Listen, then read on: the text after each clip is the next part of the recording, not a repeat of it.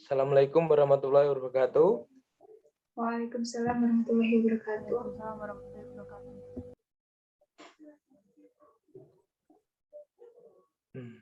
Alhamdulillah kita bisa bertemu di perkuliahan di konseling Zoom ini, konseling individu untuk memenuhi tugas dari mata kuliah praktek modal-modal konseling.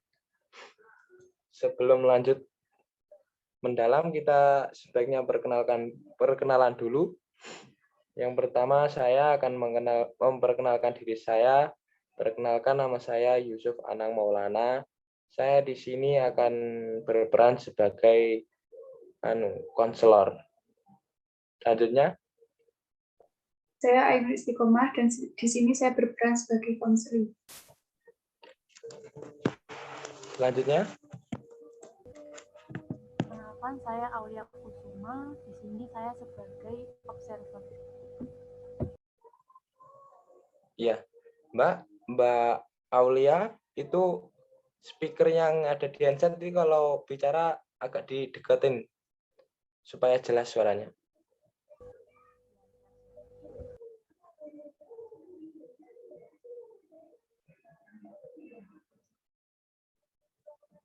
Bagaimana, Mbak Aulia? Apakah speakernya sudah bisa lancar? Sudah. Ya. Ya. Sebelum kita mulai, alangkah baiknya kita melakukan doa terlebih dahulu. Doa masing-masing dengan kepercayaan masing-masing. Berdoa. Mulai.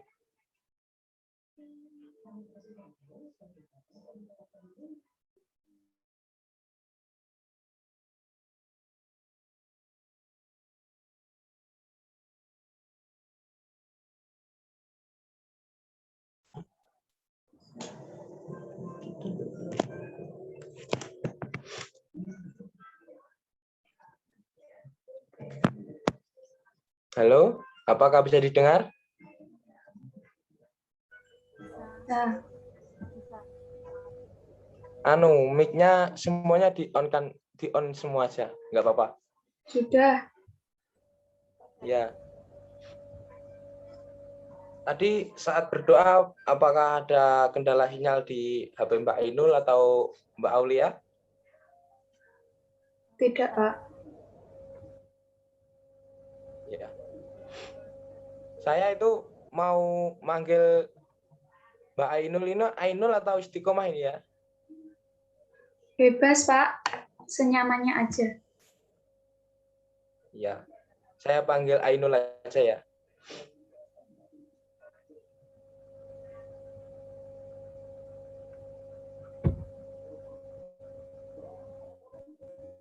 Mbak Ainul?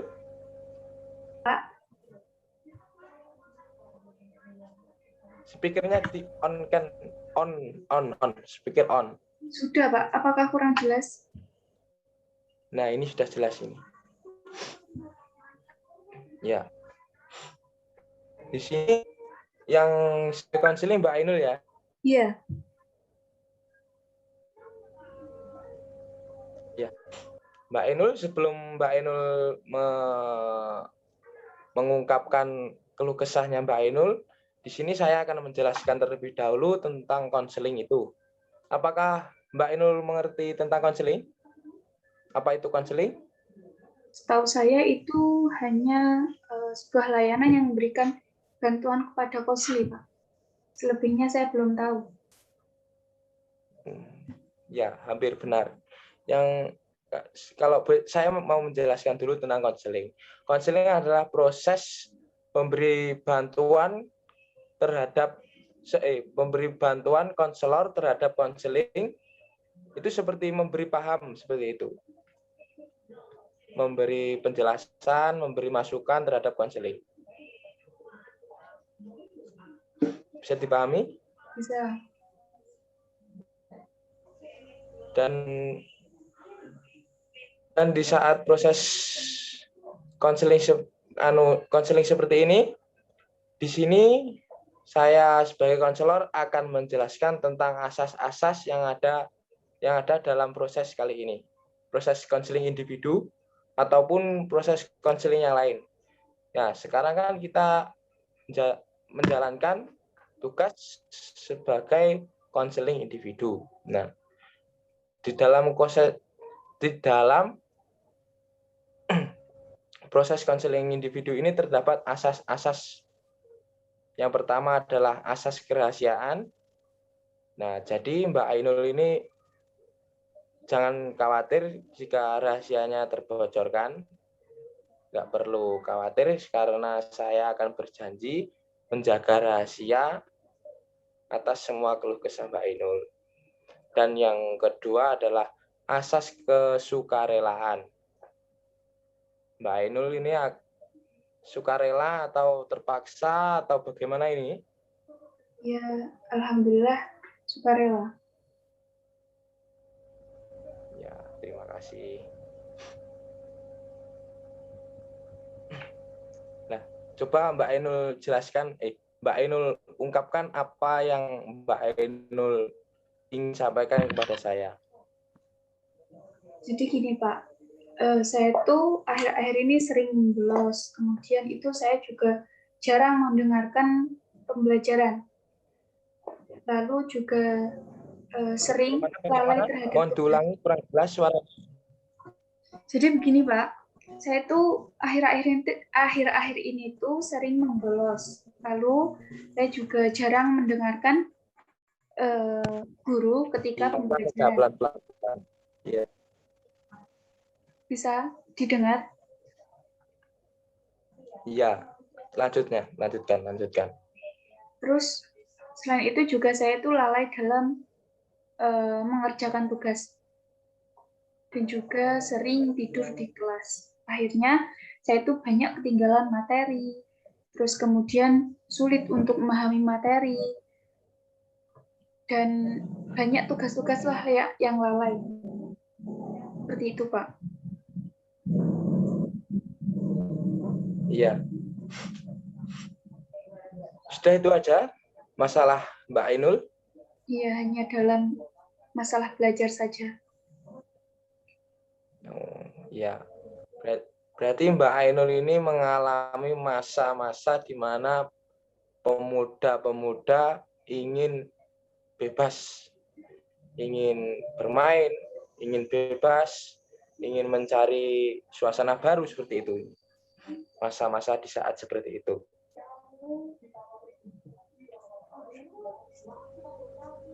Ya, kita bahas satu persatu tentang masalah membolos. Nah, Mbak Ainul sendiri bolos itu bolos karena keinginan sendiri atau diajak teman?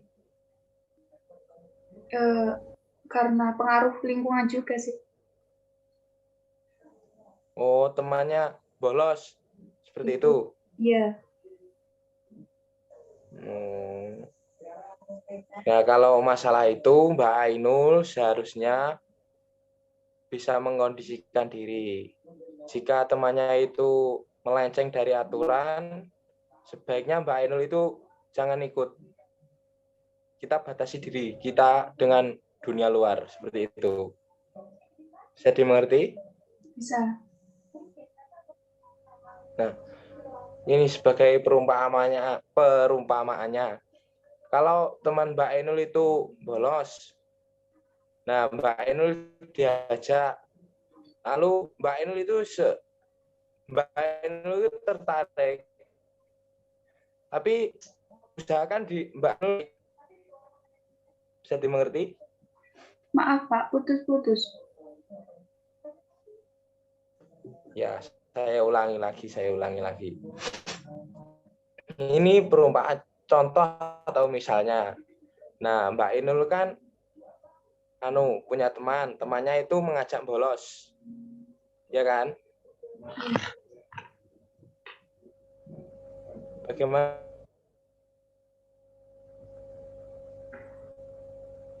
Masih putus-putus.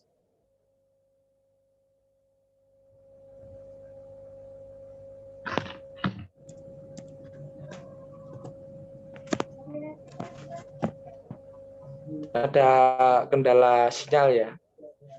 Mohon maaf, mohon maaf. Resiko kita melakukan konseling secara daring seperti ini. Mohon dimaklumi. Iya,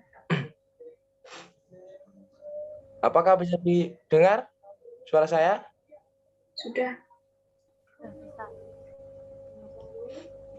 Kita ulangi, saya akan mengulangi lagi tentang kasus bolos tadi. Saya akan memberikan contoh. Jika teman Mbak Ainul itu bolos, nah Mbak Ainul itu diajak. Nah, di saat itu kondisikan diri Mbak Ainul supaya tidak ikut teman yang menurut Anda ajakan itu salah. Mengerti? Mengerti. Nah, jadi Mbak Ainul itu bisa membatasi diri Mbak Ainul dengan lingkungan.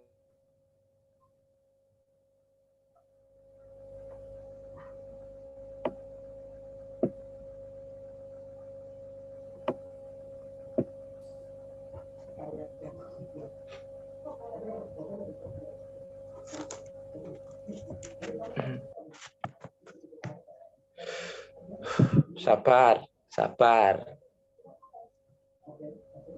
Nah, selanjutnya kasusnya tadi selain bolos itu apa ya?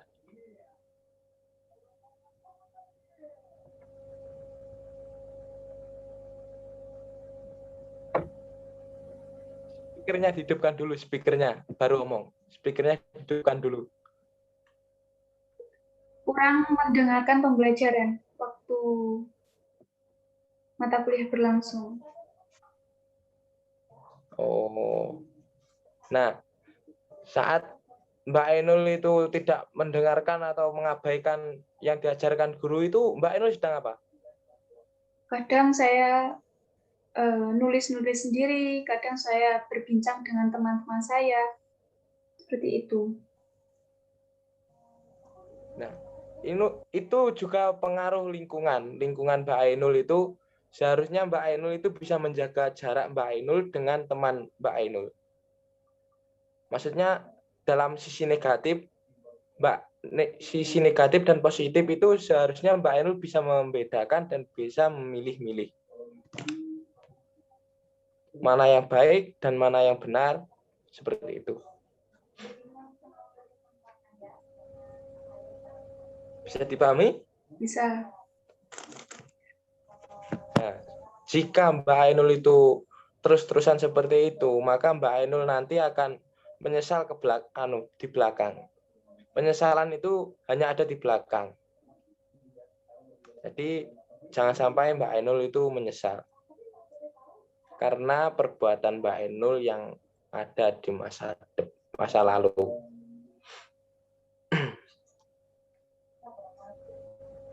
Ya, selanjutnya Mbak Ainul, masalah yang ketiga. Saya tidak terlalu memfokuskan tugas. Jadi saya tuh kalau mengerjakan tugas itu semau saya.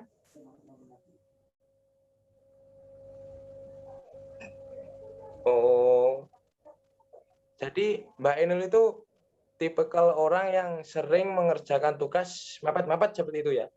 Kalau waktunya deadline itu seumpama besok deadline baru mengerjakan sekarang seperti itu. Ya, seperti itu.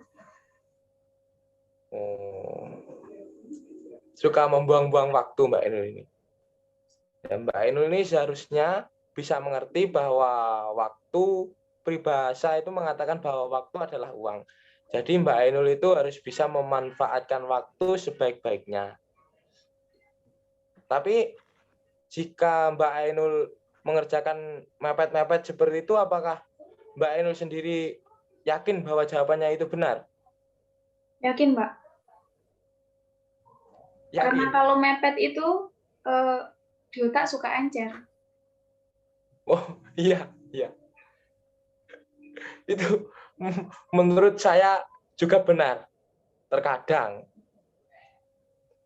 Karena itu mengerjakan tugas kalau mepet-mepet itu yang penting mengumpulkan seperti itu ya. Iya. Ya, sama saya juga pada saat itu, tapi saya akhirnya juga menyesal karena saat saya mengumpulkan tugas secara mepet-mepet itu sebenarnya pekerjaan saya itu salah. Jadi saya mengulangi lagi. Ini sharing pengalaman.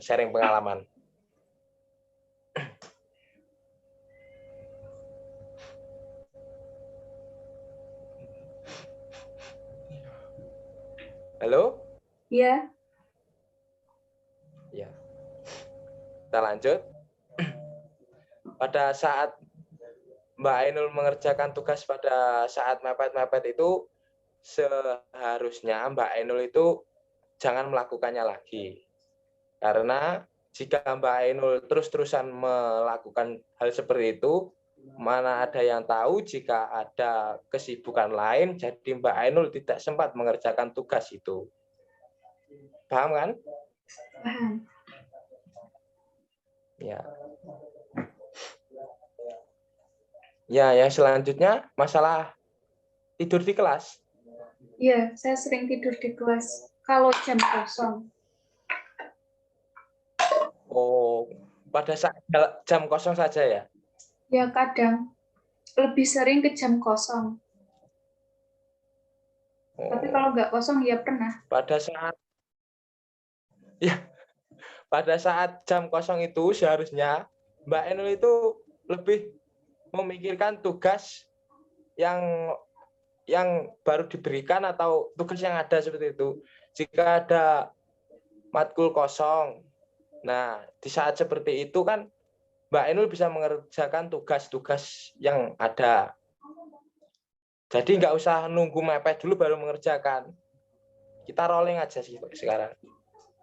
Kalau Mbak Ainul tidur kan. Nah, lebih baik mengerjakan tugas atau tidur? Tidur. Kalau saya, Nah, terus nanti mengerjakan tugasnya bagaimana? ya itu tadi. Ya kalau benar. Nanti kalau salah mengulang lagi kan jadi mengulang terus. Salah terus seperti itu. Kan membuang-buang waktu akhirnya.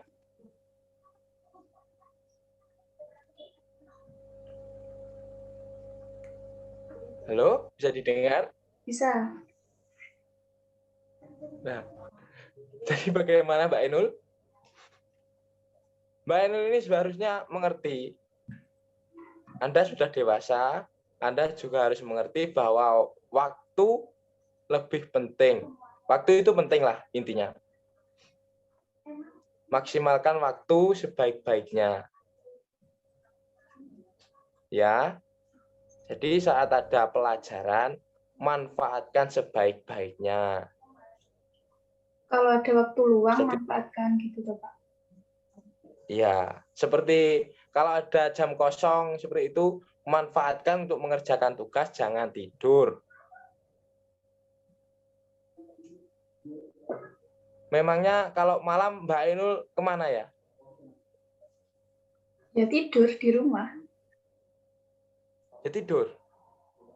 Terus sampai Nggak, kelas tidur lagi. maksudnya tuh kalau di rumah itu ada pekerjaan gitu loh, Pak. Bantu-bantu orang tua. Oh, Jadi kalau tugas itu sukanya mepet-mepet. oh seperti itu. Jadi Mbak Ainul ada kegiatan lain di rumah. Ya, Oh, ya itu pintar-pintarnya Mbak Ainul memanajemen waktu Mbak Ainul sendiri. Bisa dimengerti? bisa. Nah, di sini kan saya sebagai konselor, saya tidak bisa memberikan jaminan yang terbaik bahwa Mbak Ainul akan keesokan harinya akan menjadi seperti ini. Saya tidak bisa. Di sini saya bisanya hanya memberi saran, memberi masukan, dan seterusnya dan selanjutnya itu terserah Mbak Ainul sendiri bagaimana menjalankannya. Paham? Paham. Nah, jika Mbak Ainul ini ada masalah-masalah lain, bisa disampaikan lagi, Pak. Iya.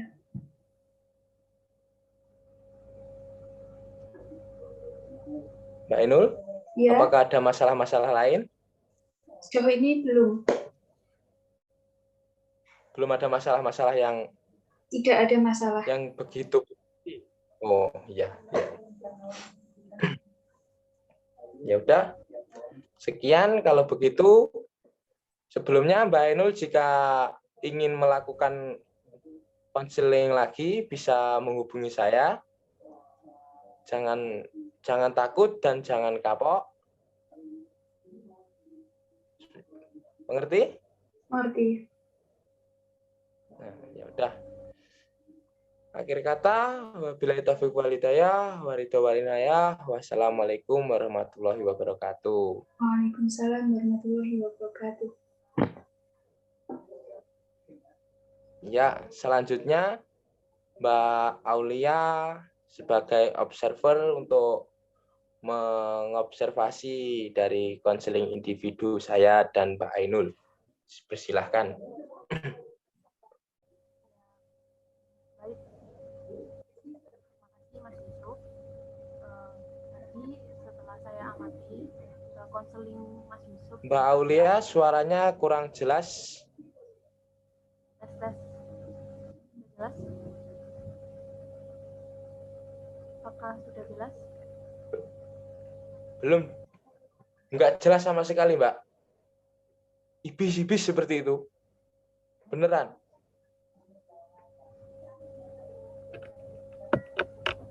Kalau begini apakah jelas? Nah, agak kerasin sedikit, agak dekatin sedikit. Sudah jelas ya suaranya? Ya, sudah. Ya, menurut saya, menurut yang sudah saya amati tadi, pertama Mas Yusuf dalam membuka kegiatan bimbingan. Nah, saya amati tadi sudah cukup bagus, ada salamnya, terus lalu mengajak untuk berdoa, lalu memperkenalkan diri masing-masing, sudah bagus menurut saya. Lalu juga untuk penggunaan ekspresi Mas Yusuf dalam konseling tadi, itu menurut saya juga bagus, sudah menghayati dalam berkonseling tadi. Lalu juga pengelolaan konseling, pengelolaan kegiatan konseling. Nah, itu sudah cukup bagus, Mas Yusuf sudah menguasai di dalam konseling tadi, bisa mengendalikan suasana di dalam konseling seperti itu. Lalu dalam keterampilan Mas Yusuf untuk menggunakan strategi metode seperti itu sudah cukup bagus menurut saya. Lalu juga keterampilan dalam Mas Yusuf menggunakan waktu, saya rasa juga baik, waktunya cukup. Lalu yang terakhir, penutup kegiatan konseling tadi, saya rasa juga penutupnya sudah bagus. Nah, sudah seperti itu saja. Terima kasih. Ya, apakah ada unek-unek lain yang mau disampaikan oleh Mbak Aulia bahwa tentang konseling kali ini? Unek-unek yang lain yang tidak tercantum dalam buku. Ini kendala sinyal, tapi ya maklum kalau sinyal, soalnya kan ini konselingnya daring seperti itu. Jadi kalau sinyal itu sudah harap maklum gitu aja. Iya. Ya, saya sendiri juga merasakan kendala sinyal tadi juga saya keluar 2 kali dan ekspresi dari Mbak Aulia, Mbak Ainul ini sangat tidak valid. Diam aja seperti itu di kamera di handphone saya itu. Kadang gerak langsung set seperti itu. Sulit memang kalau pertemuan daring seperti ini. Kalau daring memang apa? kendalanya adalah sinyal jaringan. Iya. Ya, lain kali jika mau melakukan pertemuan secara tatap muka juga bisa, tapi kita harus melakukan protokol kesehatan menggunakan masker, hand sanitizer, dan lain sebagainya. Jaga jarak. Mungkin itu akan menjadi lebih baik, mungkin lebih efisien. Ya. Ya udah.